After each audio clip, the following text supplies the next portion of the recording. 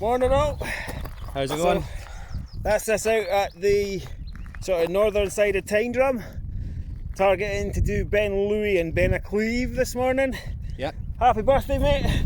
Thanks very much, Doug. Happy birthday 2 days ago. Hey, thanks very much. This is our guess. birthday climb, basically. We do it a couple of times, to be honest. So his is 2 days before mine. Mine's is today. Shout out to the twin. Happy birthday, you, Dean. So it's a lovely day to start with. Hopefully it'll stay like this. But as Michael said, we've got 2 to do today. I'm just back from London yesterday, and pretty raring to get going again in my own bonny Scotland. So we'll see how we go. Absolutely, we'll see how it all pans out. Let's get on with this walk this morning.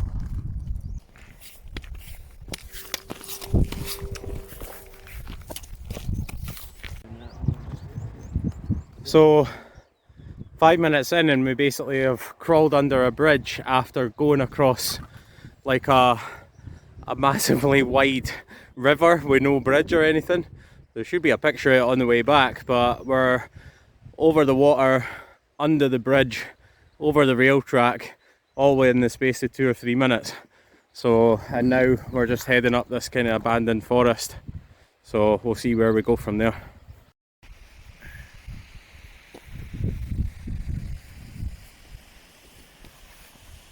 Summit 1-ish, and Summit 2, and the birthday boy. First time we've been out the sun for a minute. Shade's been pretty nice just to start us off here. I'm sure it won't last long, but we've managed to follow the path into this kind of dark, dense forest from out there. So went along the outskirts of the river for quite a while, and then now we're in a tiny forest, which, as I said, I'm quite grateful for because it cools us down a wee bit. But I'll see how long it lasts.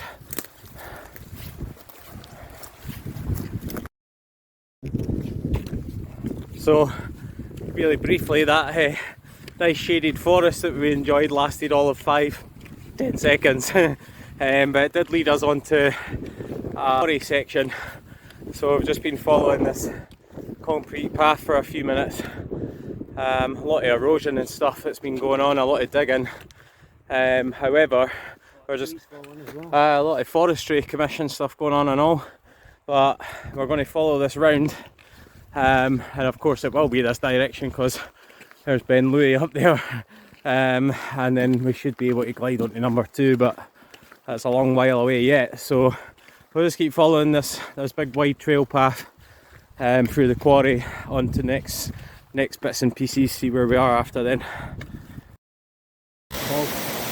Alright folks, so we're basically getting quite a fair chunk in. We're getting to the incline now, so just give this a wee flip round now. Basically, there's a nice waterfall actually, another one, there's quite a few of them. You can see we're really starting to incline now. That goes all the way down, and we've made some headway through the forest and all that, but we're definitely on the incline now, and that'll just keep going up and up and up and up until we start to see more of the Munro. But getting there. Ground's pretty wet though, even though it's not been raining for a week. Yeah, it is swampy back there. It's dry, swampy, but it doesn't bother us. We're alright. We'll just keep ploughing on. Probably the most marshland we've came across. It's deeper than it looks on the video. You can see how much Michael's trying to judge it. There's like a spider web of paths as well, but up ahead of me there seems to be a gate which seems pretty promising into the moorland. So that's probably what one of the markers was to reach this kind of gate here. And then we seem to be in open moorland, and we'll be heading probably up the side of there, to be honest with you, and then up and around like that. So after that quite challenging forest, to be honest with you, it was quite slow and sludgy, but after a few twigs and smacks in the face,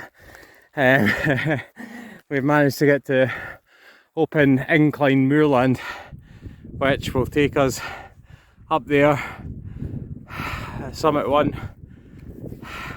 up and along that ridge, over summit 2, and then descend down that and back into the forest. So they can see what we're doing.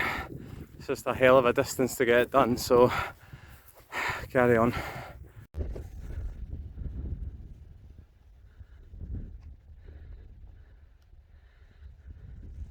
Nearly there. Just past like 920 metres, so we're above the Monroe height. And Liam's just heading on to Beinn Lui, which is our first for today.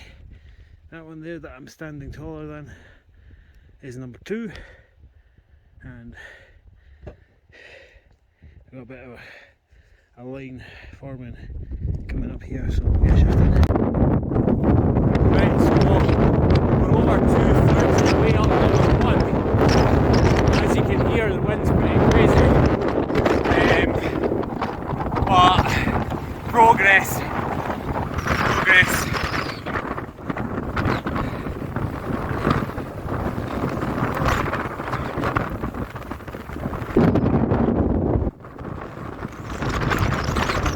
The one behind us was the north top, and the one that's up here that you might be able to get a glimpse of, I'm a wee bit far away.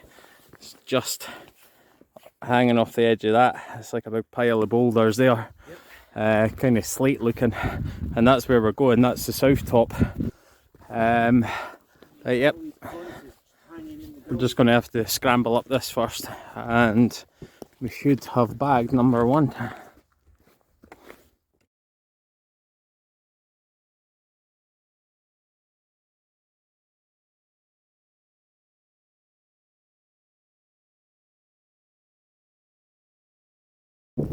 Alright folks, so we're actually at the first summit, admiring some of the best views we've seen this year. There's Michael down there having a seat, so it looks like he's enjoying the view. I think we'll probably have a wee bite to eat up here, to be honest. So you can see behind us, there's like the ridge that we had to come up and across. And then right smack back behind me, it's getting a wee bit busy now, but we've got our first summit. And then we're going to go up over the other side and bag the next. So we're slowly making our way down number 1, along to number 2, which is that bad boy over there. Bit of a rocky bouldery path with some loose mud to get down first. But we left the summit maybe 5 minutes ago, and I think there's my associate. Yep, number 1 done, which is the biggest one, Beinn Lui, and then we're heading over there. What is it, Beinn Cleave. Beinn Cleave, that's it. So down, back up, and then we'll probably touch the summit, traverse back down, which looks... Let's back around and show you. So back down the ridge line there, which as Liam says is pretty steep, and then in the forest, if you can pick out the road, is where the car is. I think the stones there kind of hide it.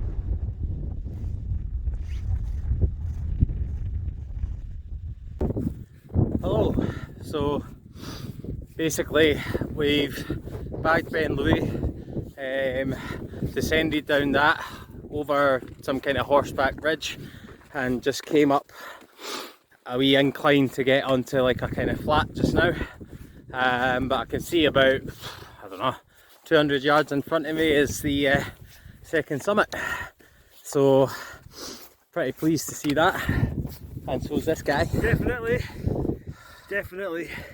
There's a bit of a pull up there, but only 100 metres or so once you get down to the Bealach in the middle, and then we'll get to the summit and then head back down. Yeah. We've discovered it's a T-junction to go back down again, just rather than trying to climb off the side of this bad boy. Yep. Weather's still good, so hopefully hopefully we get to the summit in I don't know, a few minutes.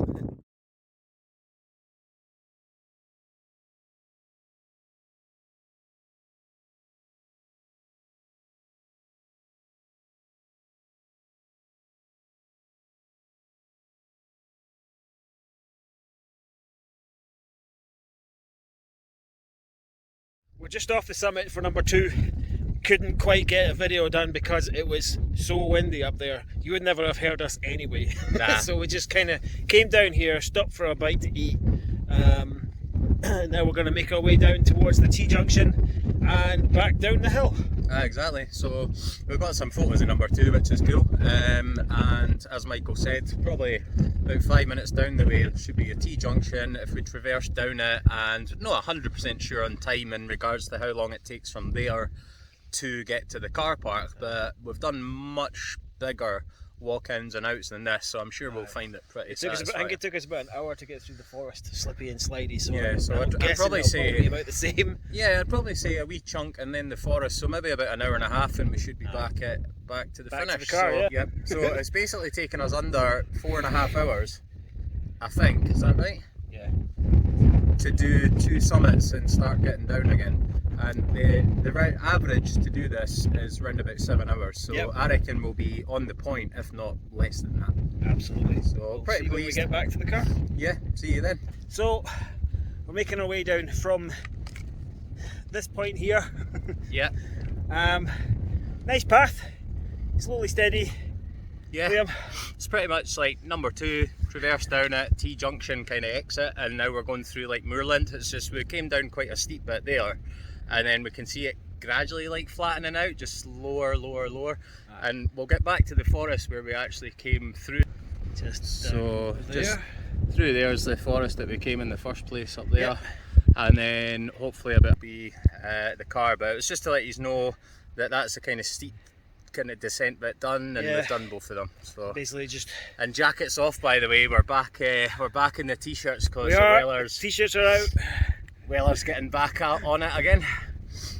Okay, so we've actually made good progress down the forest because we've actually jogged or kind of fell run some of it.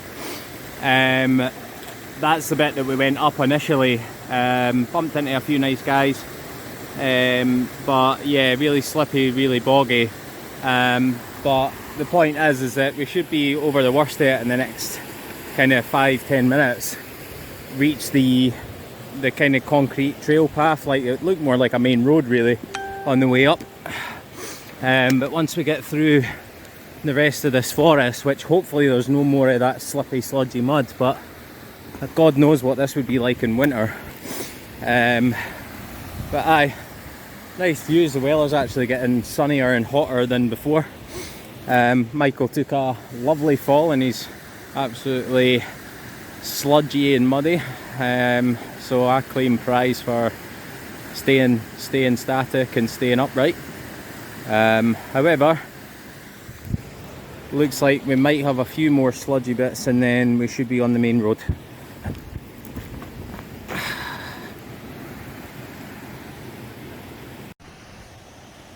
And there's the bridge through the trees as we approach the path back down to the bottom. So we've got another, I don't know, 100 metres along this bog.